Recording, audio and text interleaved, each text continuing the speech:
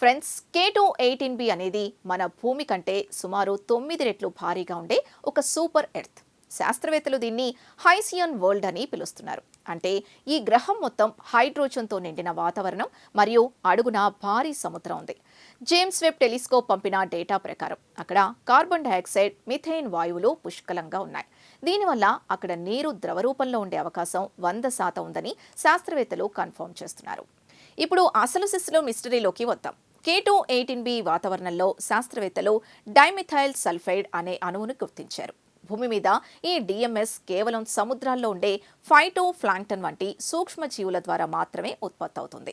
అంటే ప్రాణం ఉంటే తప్ప ఈ కెమికల్ పుట్టదు. నాసా ఈ విషయాన్ని బయటపెట్టగానే ప్రపంచం ఒక్కసారిగా ఉలిక్కిపడింది.